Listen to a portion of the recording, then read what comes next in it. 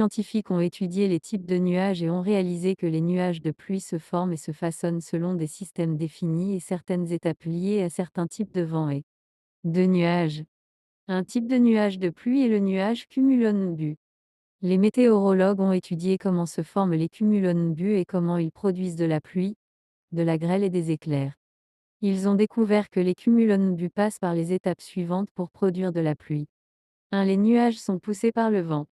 Les cumulonimbus commencent à se former lorsque le vent pousse quelques petits morceaux de nuages cumulus vers une zone où ces nuages convergent voire figurent 1 et 2. 3. Empilement. Lorsque les petits nuages se rejoignent, les courants ascendants dans le plus gros nuage augmentent. Les courants ascendants près du centre du nuage sont plus forts que ceux près des bords. 2. Ces courants ascendants font croître le corps du nuage verticalement, de sorte que le nuage est empilé voire figure de B, 3 et 4. Cette croissance verticale amène le corps nuageux à s'étendre dans des régions plus froides de l'atmosphère, où des gouttes d'eau et de grêle se forment et commencent à grossir de plus en plus. Lorsque ces gouttes d'eau et de grêle deviennent trop lourdes pour que les courants ascendants puissent les supporter, elles commencent à tomber du nuage sous forme de pluie, de grêle, et 3. Dieu a dit dans le Coran. N'avez-vous pas vu comment Dieu fait bouger doucement les nuages, puis les réunit, puis les fait en une pile et puis vous voyez la pluie en sortir. Coran 24-43.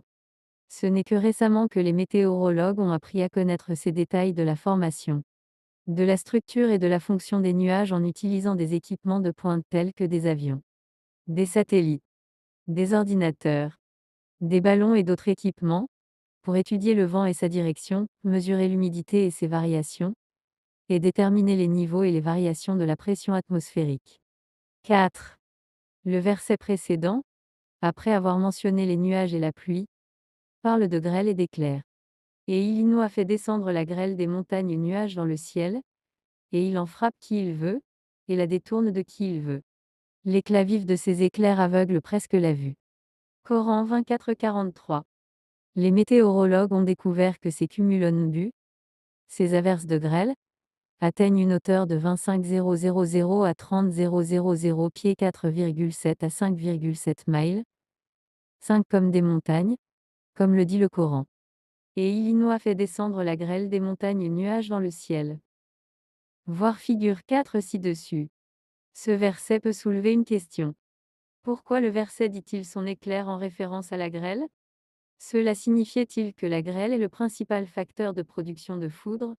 Voyons ce qu'en dit le livre intitulé Meteoroloid Day. Il dit qu'un nuage devient électrifié lorsque la grêle tombe à travers une région du nuage de gouttelettes surfondues et de cristaux de glace. Lorsque les gouttelettes de liquide entrent en collision avec un grêlon, elles gèlent au contact et libèrent de la chaleur latente. Cela maintient la surface du grêlon plus chaude que celle des cristaux de glace environnants. Lorsque le grêlon entre en contact avec un cristal de glace, un phénomène important se produit. Les électrons circulent de l'objet le plus froid vers l'objet le plus chaud. Par conséquent, le grêlon devient chargé négativement. Le même effet se produit lorsque des gouttelettes surfondues entrent en contact avec un grêlon et que de minuscules éclats de glace chargés positivement se détachent. Ces particules plus légères chargées positivement sont ensuite transportées vers la partie supérieure du nuage par des courants ascendants. La grêle, laissée avec une charge négative, tombe vers le bas du nuage, ainsi la partie inférieure du nuage devient chargée négativement. Ces charges négatives sont alors déchargées sous forme de foudre. Si nous en concluons que la grêle est le principal facteur de production de foudre.